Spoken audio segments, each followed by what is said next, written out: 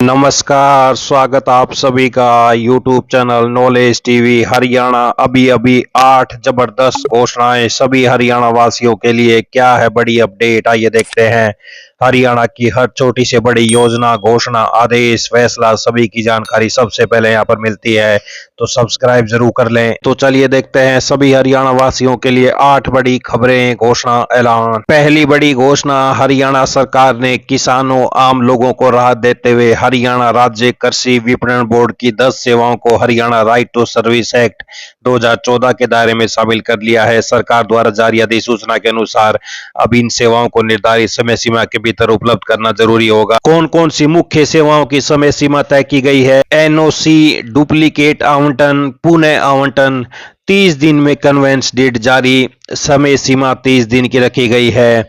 No dues प्रमाण पत्र के लिए 15 दिन, बिक्री के बाद संपत्ति का पुनः हस्तांतरण 30 दिन में, निर्विवाद मृत्यु के मामले में पुनः हस्तांतरण 60 दिन में, जे फार्म जारी होगा 1 दिन में। खेती के दौरान मृत्यु पर अनुग्रह सहायता 30 दिन में मिलेगी। खेती के दौरान चोट पर अनुग्रह सहायता 60 दिन।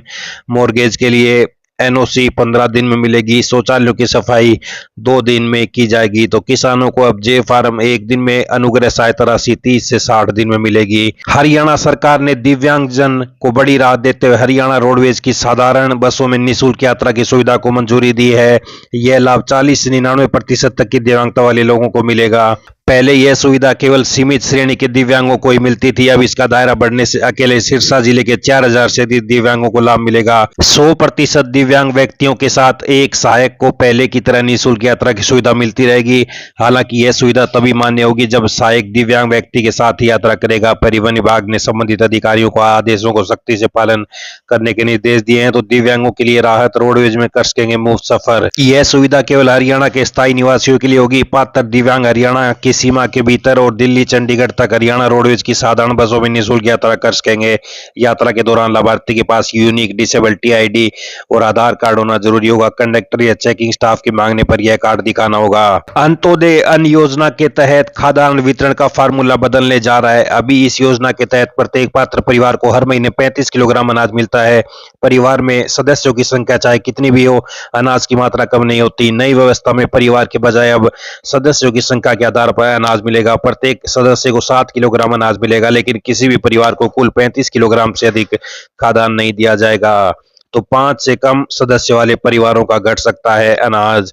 तो ये बड़ी अपडेट, खाद्यान्न वितरण का बदलेगा फार्मूला। सरकार ने मसौदा जारी कर मांगे सुझाव। 13 जुलाई तक सुझाव मांगे गए हैं। आइए अगली बड़ी घोषणा देखते हैं। हरियाणा सरकार ने प्रदेश के अस्थायी कर्मचारियों को जॉब सिक्योरिटी देने के लिए 15 अगस्त 2026 तक का समय बढ़ा दिया है। पहले 15 जून 2026 थी। तारीख समाप्त होने के बाद कर्मचारियों को जॉब सिक्योरिटी पत्र जारी नहीं हुए, इसलिए तारीख बढ़ाकर 15 अगस्त कर दिया है। तो हरियाणा के मुख्यमंत्री नायब सैनिक के कानून बनाने के पौने 2 साल बाद जारी होंगे। 1,20,000 कर्मचारियों को जॉब सिक्योरिटी के पत्र 15 अगस्त 2026 तक बढ़ाई तिथि। चौथी बार बढ़ी है टाइमलाइन। आइए अगली बड़ी घोषणा देखते हैं। हरियाणा में अब सरकारी कर्मचारियों के अवकाश यात्रा रियायत यानी एलटीसी के बिल नहीं अटकेंगे। प्रदेश सरकार ने बिलों के क्लियरेंस मामलों में नियमों के बदलाव को मंजूरी दे दी है। अब कर्मचारियों को एलटीसी ब्लॉक ईयर में हुई त्रुटियों को सुधारने के लिए विभागों के मुख्यालय की मंजूरी का इंतजार नहीं करना पड़ेगा। ट्रेजरी एवं अकाउंट विभाग ने सभी विभागाध्यक्षों को ई बिलिंग सिस्टम में सीधे संशोधन करने का अधिकार दे दिया है। तो अब नहीं लटकेंगे कर्मचारियों के अवकाश यात्रा रियायत के बिल। आइए अगली बड़ी घोषणा देखते हैं। हरियाणा ओलंपिक एसोसिएशन की ओर से आयोजित कराए जाने वाले हरियाणा स्टेट गेम्स अब मान्य होंगे। एसोसिएशन की ओर से विजेता खिलाड़ियों को मेडल और प्रमाण पत्र दिए जाएंगे, जिनके आधार ग्रेडेशन सर्टिफिकेट बनेंगे और नौकरी के लिए भी आवेदन कर सकेंगे। तो ग्रुप डी की भर्ती में शामिल हो सकेंगे हरियाणा स्टेट गेम्स के विजेता खिलाड़ी। Haryana sports gradation certificate policy में संशोधन। केंद्र सरकार ने पासपोर्ट शुल्क ढांचे में बदलाव किया है। इसके तहत 36 पेज वाले सामान्य नए पासपोर्ट के लिए आवेदन शुल्क 1500 से बढ़ाकर 2500 कर दिया है। नए नियम 1 जुलाई 2026 से लागू होंगे। तो सामान्य पासपोर्ट अब 1000 रुपये महंगा होगा। 1 जुलाई से लागू होंगे पासपोर्ट के बदले नियम। 14 साल बाद बढ़ाए गए हैं रेट। तो ये बड़ी अपडेट। एनसीआर के वाहन मालिकों को शर्तों के साथ राहत। बड़ा फैसला। नया BS6 वाहन खरीदने पर टैक्स में 100% छूट, पुराने पर 50% छूट मिलेगी। तो ये बड़ी अपडेट। तो ये सभी हरियाणा वासियों के लिए बड़ी खबरें, घोषणा, आदेश, ऐलान, पल पल की अपडेट मिलती रहेगी। सब्सक्राइब जरूर कर लें। बहुत बहुत धन्यवाद।